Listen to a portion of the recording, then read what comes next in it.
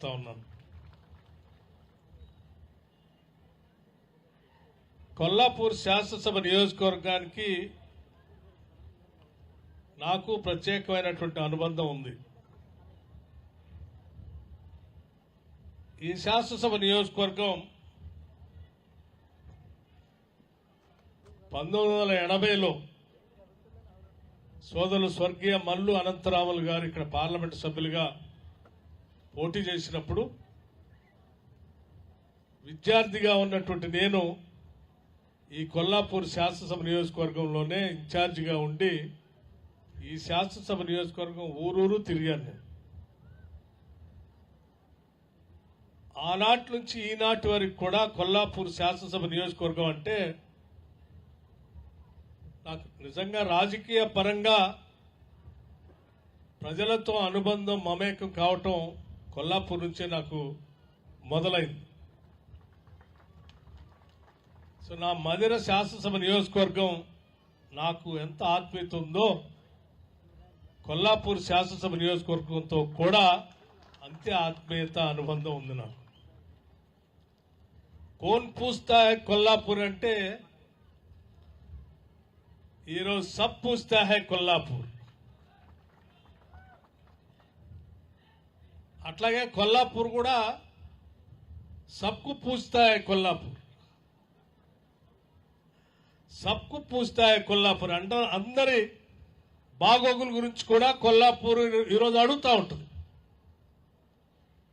అటువంటి కొల్లాపూర్ శాసనసభ నియోజకవర్గంలో మరి మహానుభావులు చాలా మంది పెద్దలు ఇక్కడ పనిచేశారు. వెంకటేశ్వరరావు గారు కానీ, రామచంద్రరావు గారు కానీ, అటువంటి గుప్తా గారు అని ఉండేవారు, కుడికిల్ల గుప్తా గారు కానీ, బాలస్వామి రెడ్డి గారు కానీ, సీనియర్ కాంగ్రెస్ నాయకులు చాలామంది ఆ రోజు కేవలం ప్రజా సంక్షేమం కోసం జీవితాలను అంకితం పనిచేసినటువంటి ఆ తరం కాంగ్రెస్ నాయకులందరినీ చూసి ఈరోజు మళ్ళీ నేను చాలా సంతోషిస్తా ఉన్నాను. ఈ ప్రాంతం నుంచి నిత్యం ప్రజల కోసం, ప్రజా అవసరాల కోసం ఆలోచన చేస్తూ ప్రభుత్వంతో చర్చిస్తూ నిత్యం ప్రణాళికలు తయారు చేసే దాంట్లో ప్రధానమైనటువంటి భూమిక పోషిస్తున్నటువంటి జూపల్లి కృష్ణారావు గారిని ఇక్కడి నుంచి శాసనసభ్యుడిగా గెలిపించి పంపించడమే కాకుండా నిత్యం ప్రజల కోసం ఆలోచన చేస్తూ కేంద్ర ప్రభుత్వం నుంచి ఏ నిధులు తీసుకొని రావడానికి ఏ శాఖలో అవసరాలు అవకాశాలు ఉన్నాయో చూస్తూ వాళ్ళందరినీ కదిలిస్తూ రాష్ట్ర ప్రభుత్వంతో ఉన్నటువంటి ముఖ్యమంత్రి గారితో ఉన్న సాన్నిహిత్యంతో ఈ ప్రాంత అభివృద్ధి కోసం నిత్యం పనిచేస్తున్నటువంటి లోక్సభ సభ్యులు మల్లు రవి గారిని కూడా ఈ ప్రాంతం నుంచి గెలిపించి పంపించడం వల్ల ఈరోజు పెద్ద ఎత్తున ఈ శాసనసభ నియోజకవర్గం అభివృద్ధిలో వాళ్ళంతా పాల్పంచుకుంటున్నారు. అటువంటి ప్రజా జీవితం అమాయకమైన నాయకుల్ని గెలిపించి పంపించినందుకు మీ అందరికి కూడా నేను హృదయపూర్వకంగా ధన్యవాదాలు తెలియజేస్తా ఉన్నాను. అట్లాగే కొల్లాపూర్ శాసనసభ నియోజకవర్గం రాజకీయంగా చాలా చైతన్యవంతమైనటువంటి నియోజకవర్గం. చాలా మంది అనుకుంటారు కొల్లాపూర్ ఎక్కడో మూలలో ఉంది కదా, ఏముందలే అని. అనేక భావజాలాలకు పుట్టినిల్లు ఇది. ఇక్కడ కమ్యూనిజం ఉంది, మార్క్సిజం ఉంది, మావోయిజం ఉంది, గాంధీయిజం ఉంది, సోషలిజం ఉంది. అన్ని ఇజాల్ని అర్థం చేసుకొని అన్ని ఇజాల్లో కూడా మెరుగైన ఇజం గాంధీయిజం అని నమ్మి ఈరోజు పెద్ద ఎత్తున ఆ గాంధీయిజాన్ని అమలు చేయడం కోసం ప్రయత్నం చేస్తున్నటువంటి మరి జూపల్లి కృష్ణారావు గారి నాయకత్వంలో ఈరోజు కొల్లాపూర్ శాసనసభ నియోజకవర్గం అడుగులు ముందుకేస్తూ ముందుకు పోతా ఉంది. మీ అందరి భావాలని భావజాలాల్ని అర్థం చేసుకుని ఈరోజు ఈ రాష్ట్ర ప్రభుత్వం, రాష్ట్ర ముఖ్యమంత్రి రేవంత్ రెడ్డి గారి నాయకత్వంలో ఈ ప్రాంతము, ఈ జిల్లాలే కాకుండా యావత్ రాష్ట్ర అభివృద్ధి కోసం పునాదులు వేసుకుంటూ ముందుకు పోతా ఉన్నాం. పాలమూరు జిల్లాకు సంబంధించి మరి ఇక్కడి నుంచే ప్రజా జీవితంలో ప్రాచుర్యం వస్తున్నటువంటి పాలమూరు ముద్దుబిడ్డ శ్రీ రేవంత్ రెడ్డి గారు ఈ రాష్ట్ర ప్రభుత్వానికి ముఖ్యమంత్రిగా ఉన్నారు. కొల్లాపూర్తోనే రాజకీయ జీవితం మొదలైనటువంటి నేను ఉప ముఖ్యమంత్రిగా ఉన్నాను. ఇందిరమ్మ ప్రభుత్వం ప్రత్యేక రాష్ట్రం వస్తే ఈ రాష్ట్ర అభివృద్ధి పెద్ద ఎత్తున జరుగుతుందని ఆలోచన చేసి పోరాటం చేసి తెచ్చుకున్న తెలంగాణ రాష్ట్రంలో 10 సంవత్సరాలు ఆశించిన ఉద్యోగాలు రాక, ఆత్మగౌరవం రాక, రావాల్సిన నీళ్లు రాక, పడాల్సిన బాధలన్నీ పడ్డ తర్వాత ఆలోచన చేశారు ఈ ప్రాంత ప్రజలు, రాష్ట్ర ప్రజలంతా. ఈ ప్రాంత ఆలోచనల్ని, ఆశల్ని అర్థం చేసుకున్న కాంగ్రెస్ పార్టీ అధికారంలోకి వస్తేనే తిరిగి మా ఆశలు, ఆకాంక్షలు నెరవేరుతాయని ఆశించి ఇందిరమ్మ రాజ్యాన్ని తీసుకొచ్చిన తర్వాతనే ఈరోజు ప్రజా సంక్షేమ సంబంధించి అనేక ప్రణాళికలు మొదలై అమలు చేసుకుంటూ పోతా ఉన్నాం. మిత్రులారా, ఒక్కసారి ఆలోచన చేయండి. ఈరోజు 1,15,00,000 కుటుంబాలు ఈ రాష్ట్రంలో ఉంటే 95 లక్షల కుటుంబాలకి రేషన్ కార్డుల ద్వారా సన్న బియ్యం పంపిణీ చేస్తా ఉన్నాం ఈరోజు రాష్ట్రంలో. బహుశా ఈ సన్న బియ్యం పంపిణీ కార్యక్రమం ఈ దేశంలో ఏ రాష్ట్రంలో కూడా ఇంత పెద్ద ఎత్తున పంపిణీ చేయట్లేదు మనం. అట్లాగే ఉచిత కరెంటు 200 యూనిట్ వరకు వాడుకుంటున్నటువంటి వాళ్ళందరికీ ఉచితంగా ఇచ్చేటువంటి విద్యుత్ శక్తి దాదాపు 51 లక్షల కుటుంబాలకి ఈరోజు రాష్ట్రంలో ఉచితంగా ఇస్తా ఉన్నాం. ఉదాహరణకి ఈ శాసనసభ, ఈ జిల్లాకు సంబంధించి అంచనాలు తీసుకుంటే, లెక్కలు తీసుకుంటే కూడా నాగర్ కర్నూలు జిల్లాలో అచ్చంపేట శాసనసభ నియోజకవర్గానికి సంబంధించి 50,747 డొమెస్టిక్ కన్జ్యూమర్స్ కనెక్షన్స్ ఉంటే 37,389 మందికి ఉచితంగా కరెంటు ఇవాళ పొందుతా ఉన్నారు. అంటే 74% మంది ప్రజానిక కుటుంబాలు వాళ్ళు ఉచితంగా కరెంటు 200 యూనిట్ ఇస్తా ఉన్నాం అచ్చంపేట శాసనసభ నియోజకవర్గం. కొల్లాపూర్ శాసనసభ నియోజకవర్గానికి సంబంధించి 48,606 డొమెస్టిక్ కనెక్షన్స్ ఉంటే 34,777 కుటుంబాలు, 48,000 కుటుంబాలకు సంబంధించి 34,000 కుటుంబాలు ఇవాళ ఉచితంగా 200 యూనిట్లు ఉచిత కరెంటు పొందుతున్నా. అంటే దాదాపు ఈ శాసనసభ నియోజకవర్గంలో 72% కుటుంబాలు ఈరోజు ఉచితంగా 200 యూనిట్లు కరెంటు ఉచితంగా పొందుతూ ఉన్నారు. ఇది మామూలు విషయం కాదు. అట్లాగే 10 లక్షల వరకు రాజీవ్ ఆరోగ్యశ్రీ పొందుతా ఉన్నాం. చేతులు ఎత్తంటే ఇందాక మహిళలంతా ఎత్తారు. 200 కోట్ల సార్లు మీరు ఆర్టీసీ బస్సులో ఉచితంగా ప్రయాణం చేస్తే 6,640 కోట్ల రూపాయలు మీ అందరి తరఫున రాష్ట్ర ప్రభుత్వం ఆర్టీసీ చెల్లించింది. ఈరోజు ఇందిరమ్మ ఇళ్ళు ఆలోచన చేయండి. ఒక్కొక్క ఇంటికి 5 లక్షల రూపాయల లెక్కన, ఒక్కొక్క ఇంటికి 5 లక్షల రూపాయల లెక్కన మా ఈ ఒక్క కొల్లాపూర్ శాసనసభ నియోజకవర్గంలోనే 3,500 ఇళ్లు 5 లక్షల లెక్కన శాంక్షన్ చేసి ఈ సంవత్సరం ముందుకు పోతా ఉన్నాం. రాష్ట్ర వ్యాప్తంగా 4,50,000 ఇళ్లని ఈ ఒక్క సంవత్సరంలో శాంక్షన్ చేసి 22,500 కోట్ల రూపాయలతో మనం ఇందిరమ్మ ఇళ్లని ఈరోజు మొదలు పెట్టుకొని భూమి పూజ చేసుకొని చాలా వడివడిగా ఈరోజు ఇళ్లు కట్టుకుంటున్నాం. మనం ఇంత పెద్ద ఎత్తున ఇల్లు కట్టుకునే కార్యక్రమం గత 10 సంవత్సరాల్లో ఏ ఒక్క సంవత్సరం ఏ ఒక్క ఇల్లు కూడా మొదలు కాలేదు. అట్లాగే అద్భుతమైన నిన్నగా మొన్ననే రేవంత్ రెడ్డి గారు ఈ కార్యక్రమం ఈ శాసనసభ నియోజకవర్గానికి వచ్చి 200 కోట్ల రూపాయలతో young India integrated residential school సంబంధించి ఇక్కడ భూమి పూజ కార్యక్రమం చేసి వెళ్ళారు.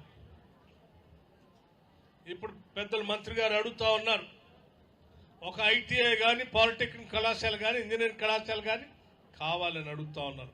తప్పనిసరిగా నేను వారికి ఒక మాట చెప్పదలుచుకున్నాను. ఈ శాసనసభ నియోజకవర్గంలో అడ్వాన్స్ ఐటీఐ, అడ్వాన్స్డ్ టెక్నాలజీ సెంటర్ని ఇక్కడ ప్రారంభం చేయటం కోసం, మొదలుపెట్టడం కోసం తప్పనిసరిగా నేను రాష్ట్రంలో ప్రభుత్వంలో తగు నిర్ణయం చేసేటట్టుగా ప్రయత్నం చేస్తానని మీ అందరికీ నేను మాటిస్తా ఉన్నాను. మిత్రులన్నీ ఈ సంక్షేమ కార్యక్రమాలన్నీ ఎందుకు చెప్తా ఉన్నానంటే, మరి మీ అందరికీ తెలిసిందే, మన రాష్ట్ర ప్రభుత్వం అధికారంలోకి వచ్చే నాటికల్లా ఈ రాష్ట్ర ప్రభుత్వంలో ఉన్నటువంటి అప్పుల బాధ, భారం వాటన్నింటినీ కూడా అధిగమిస్తూ మొదటి నెలలనే జీతాలు ఇస్తూ చేసిన అప్పులకు సంబంధించిన వడ్డీ అసలు 6,500 కోట్ల రూపాయలు ప్రతి నెల కడుతూ దాదాపు ఇప్పటికీ 1,00,000 కోట్ల రూపాయలు ప్రజల కోసం, సంక్షేమ కార్యక్రమాల కోసం మన ప్రభుత్వం, ప్రజాప్రభుత్వం ఖర్చు పెట్టిందని చాలా సంతోషంగా, ధైర్యంగా, గర్వంగా కూడా నేను చెప్పగలుగుతాను. ఇవన్నీ కూడా ప్రజల కోసం చేసే కార్యక్రమాలు. ఇవి చేస్తూనే ఇంకో పక్కన ముఖ్యమైనటువంటి ఆలోచన కూడా ఈరోజు రాష్ట్ర ప్రభుత్వం ఆలోచన చేస్తాం. పిల్లల్ని చదివించాలి, ఇళ్ళు ఇవ్వాలి, బియ్యం ఇవ్వాలి, గ్యాస్ సిలిండర్ ఇవ్వాలి, మహిళలు తిరగడానికి చేసేటువంటి ఉచిత బస్సు ఇవ్వాలి, వడ్డీ లేని రుణాల కోసం 1,00,000 కోట్ల 5 సంవత్సరాల్లో వడ్డీ లేని రుణాలు ఇవ్వాలి. ఇవన్నీ చేస్తూ కూడా అభివృద్ధి కార్యక్రమాలు కూడా చేపట్టాలి. అందులో భాగంగానే ఈరోజు హైదరాబాద్ నుంచి, ఈ కొల్లాపూర్ శాసనసభ నియోజకవర్గం నుంచి, సోమశిల మీద నుంచి అవతలకి ఆంధ్రాకి, నంద్యాల వరకు పెద్ద ఎత్తున ఒక రోడ్డుని వేస్తూ ముందుకు పోతా ఉన్నాం.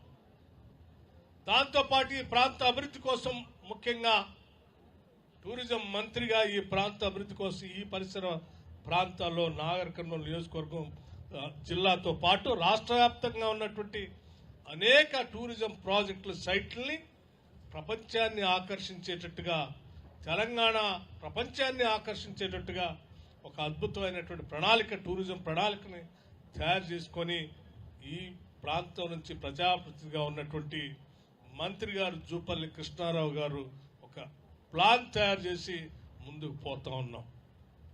దాంతోపాటు ఈ రాష్ట్రం మనం తెచ్చుకోవటం కోసం బాగా ఆలోచన చేసి, నీళ్లు రావట్లేదని ఆలోచన చేసి తప్పించి మనం రాష్ట్రాన్ని తెచ్చుకున్నాం.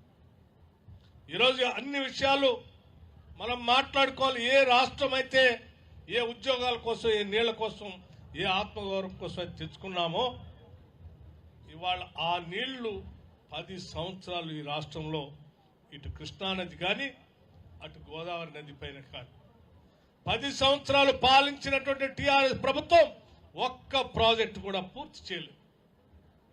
ఇవాళ కృష్ణానది పైన మనం ఒక్కసారి ఆలోచన చేస్తే, జూరాల నుంచి మొదలు పెడితే, జూరాల ప్రాజెక్ట్ దగ్గర నుంచి మొదలు పెడితే అది నెట్టెంపాడు కావచ్చు, కోయల్ సాగర్ కావచ్చు, భీమా కావచ్చు, కలవకుర్తి లిఫ్ట్ ఇరిగేషన్ కావచ్చు, శ్రీశైలం ప్రాజెక్ట్ కావచ్చు, ఆ తర్వాత ఉన్నటువంటి నాగార్జున సాగర్ కావచ్చు, ఏ ప్రాజెక్టు తీసుకున్నా ఆనాటి కాంగ్రెస్ ప్రభుత్వాలు మొదలుపెట్టి ముందుకు తీసుకొని పోయినాయి తప్ప, ఏ నీళ్ల కోసం వచ్చే ప్రత్యేక రాష్ట్రం కావాలని తెచ్చుకొని కొట్లాడి తెచ్చుకున్నామో, ఆ రాష్ట్రం పాలించిన 10 సంవత్సరాల్లో టీఆర్ఎస్ పార్టీ ఒక్క ప్రాజెక్టు కూడా కృష్ణానది పైన కట్టి పూర్తి చేయలేదు.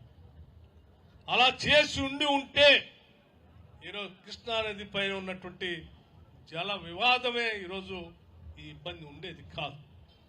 వాళ్ళ కింద ఉన్నటువంటి ఆంధ్రప్రదేశ్ ప్రభుత్వం మాట్లాడితే లేచిన దగ్గర నుంచి బనకచెర్ల కడుతున్నాం,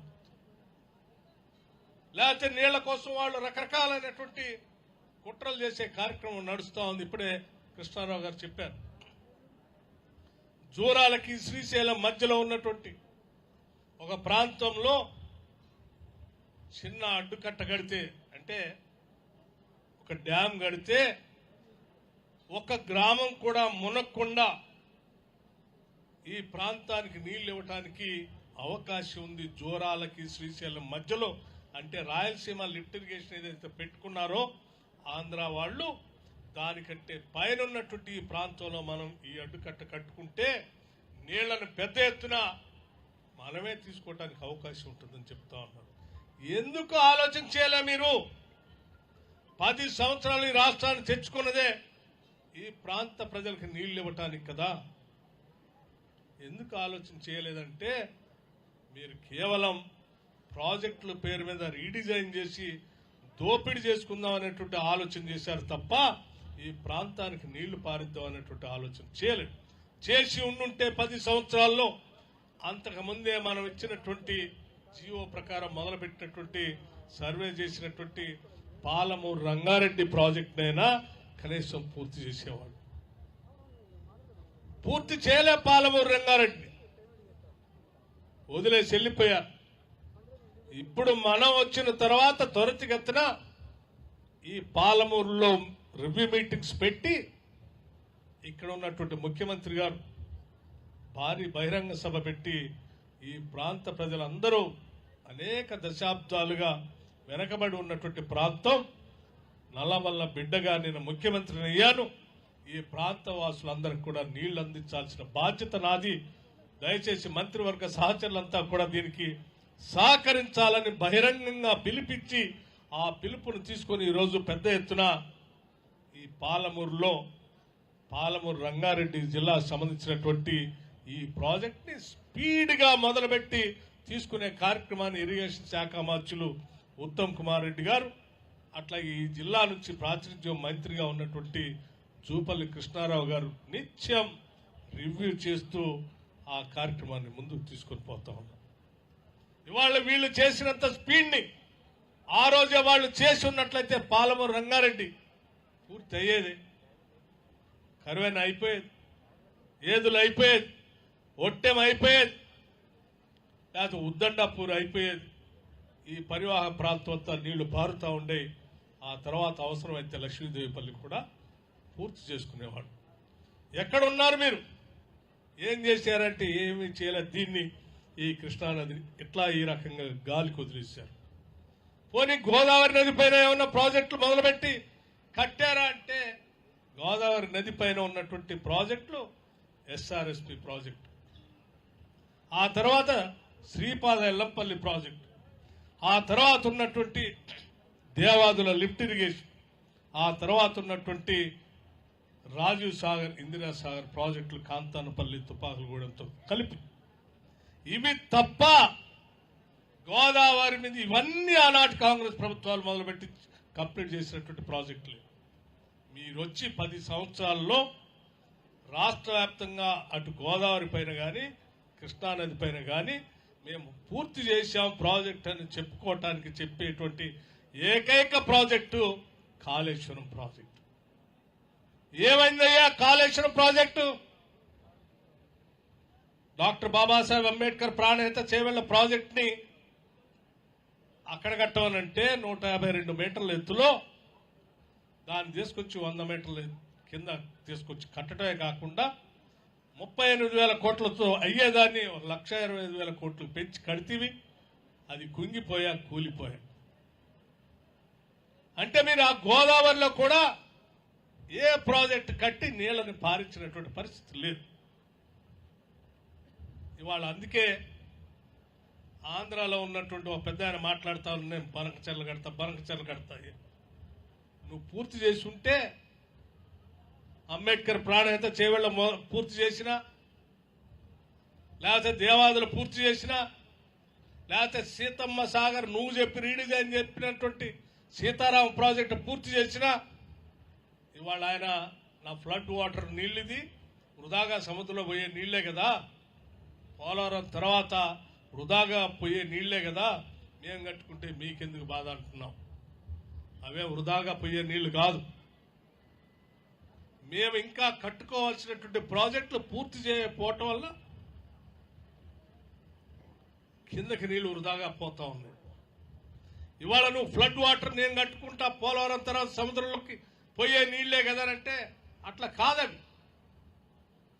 తెలంగాణలో మా దురదృష్టం ఆ టీఆర్ఎస్ ప్రభుత్వం ఆ ప్రాజెక్టులు కట్టకపోవటం వల్ల నీళ్లు కిందకి పారుతా ఉన్నాయి.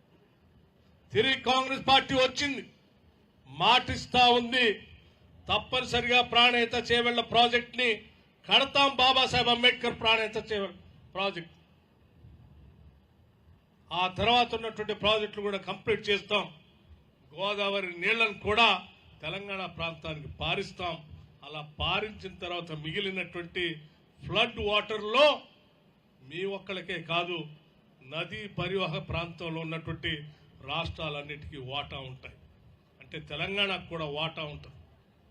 మా వాటా పూర్తయిన తర్వాత, మా ప్రాజెక్టులు పూర్తయిన తర్వాత ఇంకా మిగులు జలాల్లో కూడా మా వాటా పూర్తయిన తర్వాతనే మిగిలిన నీళ్ళల్లో మీరు బనకచెర్ల కడతారో ఇంకే చెర్ల కడతారో ఆ తర్వాత ఆలోచన చేయొచ్చు. మా ఏవి పూర్తి కాకుండానే మేము బనకచెర్ల కడతా ఉన్నాం, సముద్రంలోకి వృధాగా పోతా ఉన్నాయి కదా మేము కట్టుకుంటామని అమాయకంగా ప్రజలను తప్పుదో పట్టించడం కోసం ఆయన ఎవరు మొన్న లోకేష్ గారు అనుకుంటా ఆ మంత్రి గారు మాట్లాడుతూ ఉన్నారు.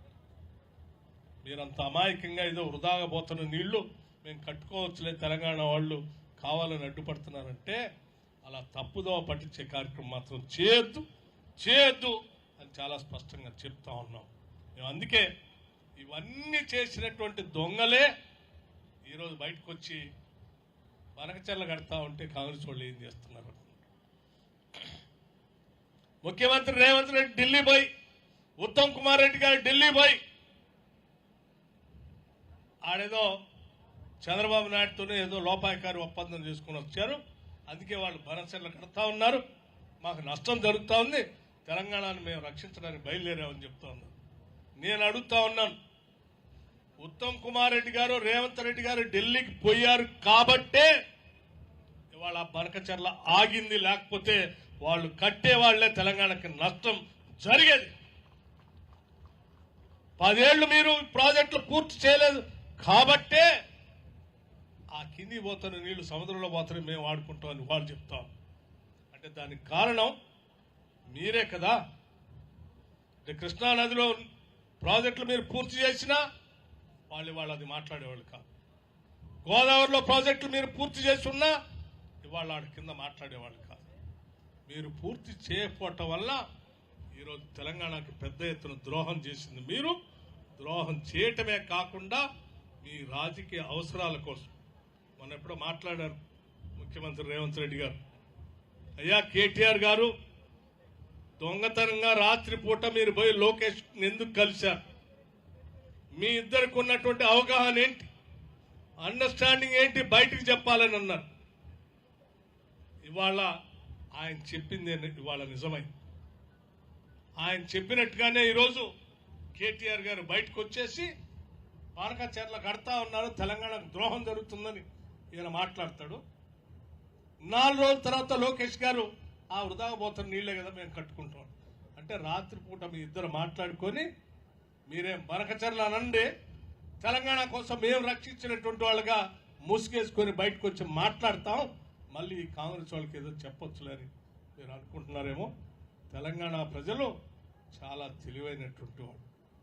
తెలంగాణ వాదం పేరు మీద మీరు అధికారంలోకి వచ్చి ఈ రాష్ట్రానికి రావాల్సిన నీళ్లను రానియలేదు, నిధులంతా దోపిడీ చేశారు, ఇవ్వాల్సిన ఉద్యోగాలు ఇవ్వలేదు, ప్రజాస్వామ్యాన్ని కూని చేసి స్వేచ్ఛనే లేకుండా చేశారు. ఎప్పుడు ఏం మాట్లాడితే ఎవరు వచ్చి అరెస్ట్ చేస్తారనేటువంటి భయంగా బతికేటువంటి పరిస్థితి నుంచి ఈరోజు కాంగ్రెస్ పార్టీ ఈ రాష్ట్ర ప్రజలకి అభివృద్ధి కార్యక్రమాలు చేయటం ఒక్కటే కాదు, చివరికి స్వేచ్ఛను కూడా స్వతంత్రంగా మీ అభిప్రాయాలు వ్యక్తపరిచేటట్టుగా స్వేచ్ఛగా మీ అభిప్రాయాలు చెప్తే మీ అభిప్రాయాలన్నింటినీ పరిగణలో తీసుకొని మీ ఆలోచనలే మా ఎజెండాగా మార్చి ఈ రాష్ట్ర అభివృద్ధి కోసం మేము పనిచేస్తా ఉన్నాం.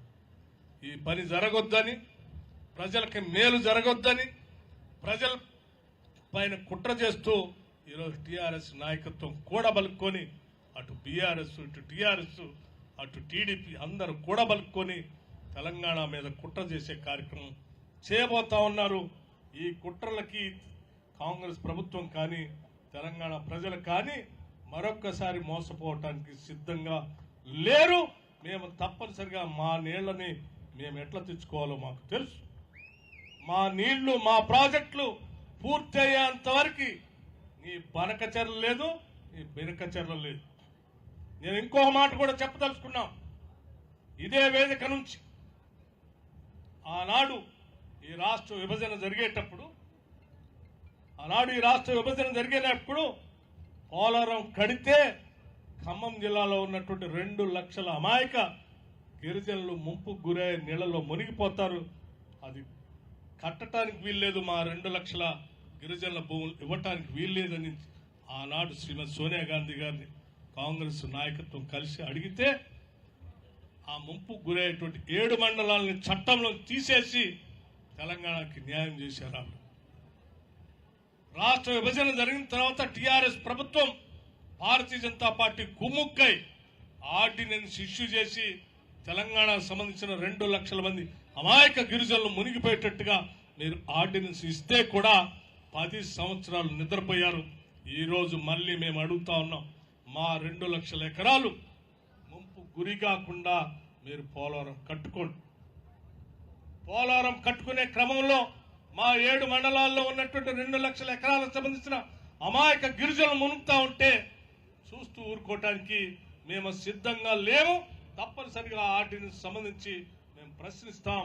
మీ పోలవరం సంగతి ఏందో, మీ బనకచెర్ల సంగతి ఏందో తేలుస్తాం. తెలంగాణ ప్రజల్ని రక్షిస్తాం, గుండెల్లో పెట్టుకొని కాపాడుతాం. కాపాడటమే కాదు, ప్రతి పైసా పోగేసి తెలంగాణ ప్రజల గుండె చప్పుళ్ళు విడి ఇల్లు లేనటువంటి వాళ్ళకి ఇల్లు ఇస్తాం. చదువుకునేటువంటి బిడ్డకి young India integrated residencies international standard విద్యను అందిస్తాం. ఆ ఇంట్లో ఉపాధి దొరకపోతే పెన్షన్ ఇస్తాం. పిల్లలు చదువుకొని పైకి వస్తే ఉద్యోగ అవకాశాలు ఇస్తాం. అంతిమంగా తెలంగాణ రాష్ట్రం రైజింగ్ తెలంగాణ అని చెప్పి ఈ దేశంతో కాదు ప్రపంచంతో పోటీ పడేటట్టుగా తెలంగాణని తయారు చేస్తాం. Telangana is rising, Telangana is rising, Telangana is rising అని చెప్పి మీ అందరికీ నేను సవినయంగా మనవి చేస్తూ, పెద్దలు మరి జూపల్లి కృష్ణారావు గారు చాలా విషయాలు ప్రస్తావించారు కొల్లాపూర్ శాసనసభ నియోజకవర్గానికి సంబంధించి.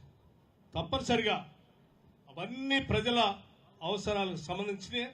ప్రత్యేకంగా ముంపు గురైనటువంటి ప్రాంతాలకు సంబంధించినటువంటి వాళ్ళకి కనీసం ఒక 3000 ఇళ్లు అవసరం ఉంటాయి. ఆ ఇళ్లకు సంబంధించి కూడా ప్రత్యేకమైనటువంటి నిర్ణయం తీసుకోవాల్సిందిగా చెప్పారు. తప్పనిసరిగా ఆ జిల్లాల కలెక్టర్లకు సంబంధించి ఆదేశాలు ఇచ్చి తగిన సమాచారం తెప్పించుకొని ముంపు గురైనటువంటి వాళ్ళందరికీ తగు న్యాయం చేస్తామని చెప్పి ఈ సందర్భంగా మీ అందరికీ నేను మనం చేస్తా ఉన్నాను. అట్లాగే మరొక విషయం కూడా పెద్దలు, బ్యాంక్ బ్రాంచెస్ ఈ పరిసర ప్రాంతాల్లో చాలా గ్రామాలు, ముఖ్యమైనటువంటి గ్రామాలు ఉన్నాయి. నేషనలైజ్ బ్యాంక్ సంబంధించినటువంటి బ్రాంచెస్ అన్ని తిరిగి పునరావృతం ప్రారంభించే కార్యక్రమాన్ని చేపించమని అడిగారు. తప్పనిసరిగా ఎస్ఎల్బిసి ఎస్బీఐ నాయకత్వంతో మాట్లాడి ఆ రోజుల్లో ఉన్నటువంటి బ్యాంక్స్ అన్నింటినీ కూడా తిరిగి మాట్లాడి ఇక్కడ బ్రాంచెస్ పెట్టించేటువంటి బ్యాంక్ బ్రాంచెస్ పెట్టించే కార్యక్రమాన్ని అన్ని 98 జీవో బ్యాంక్స్ అన్ని పెట్టిస్తామని చెప్తూ 98 జీవో గురించి చెప్తా ఉన్నారు. ఆ 98 జీవో ప్రకారం 2013 కొన్ని భూములకు సంబంధించి 2013 అక్వైర్మెంట్ యాక్ట్ ప్రకారం భూములకు పరిహారం కూడా ఇవ్వాలని చెప్పారు. అది ప్లస్ లష్కర్లకు సంబంధించి 98 జియో సంబంధించి కూడా చెప్పారు. దానికి సంబంధించి కూడా ఉద్యోగాలు కానీ సరే ఆర్థిక పరమైనటువంటి అంశాలు కూడా చెప్పారు. నేను వాటిని పరిశీలన చేయకుండా నేను చెప్పలేను కాబట్టి తప్పనిసరిగా పరిశీలన మాత్రం న్యాయబద్ధంగా ప్రజలకి ఉపయోగపడేట్టుగా నిర్ణయాలు మాత్రం ఉంటాయని మాత్రం నేను చాలా స్పష్టంగా చెప్పగలను. ఎందుకంటే ఈ ప్రభుత్వంలో ఉన్నటువంటి వాళ్ళందరం కూడా ముఖ్యమంత్రి గారు కానీ నేను కానీ లేకపోతే ఇక్కడ ఉన్నటువంటి మంత్రులు కానీ పార్లమెంట్ సభ్యులు కానీ శాసనసభ్యులు కానీ 10 ఏళ్లు ప్రజల్లో మమేకమై పాదయాత్రలు చేసి కానీ భారీ బహిరంగ సభలు పెట్టి కానీ మీ అందరి సమస్యలు విని ఆ సమస్యలు తీర్చడం కోసమే మేము అధికారంలోకి వచ్చాం. మా అధికారం ఏదో విలాసవంతమైనటువంటి జీవితం గడపడానికి కాదు, ప్రజల అవసరం తీర్చడమే మా ప్రధానమైన అజెండా. ఆ అజెండాని చిత్తశుద్ధితో పూర్తి చేస్తామని చెప్పి మీ అందరికీ నేను సవినయంగా మనం చేస్తూ కొల్లాపూర్ ప్రజలందరికీ మరొకసారి నా హృదయపూర్వకమైనటువంటి ధన్యవాదాలు తెలియజేస్తూ లబ్ధిదారులందరూ రేషన్ కార్డుదారులకు కానీ ఇందిరమ్మ ఇళ్ల లబ్ధిదారులందరికీ నేను హృదయపూర్వకమైనటువంటి అభినందనలు తెలియజేయటమే కాకుండా ఇందిరమ్మ లబ్ధిదారులు పొందుతున్నటువంటి గ్రామాల్లో ఉన్నటువంటి గ్రామ పెద్దలందరూ కూడా ఎవరికైతే ఇల్లు శాంక్షన్ అయిందో ఆ ఇంటికి ముగ్గు పోయటం కోసం ఆ గ్రామంలో ఉన్నటువంటి పెద్దలందరూ వెళ్లి ముగ్గు పోసి ఆ కుటుంబ సభ్యులను ఆశీర్వదించి రావాల్సిందిగా ప్రభుత్వం తరఫున నేను మీ అందరికీ విజ్ఞప్తి చేస్తూ ముగిస్తా ఉన్నాను. నమస్కారం. జై హింద్. అచ్చంపేట సంబంధించి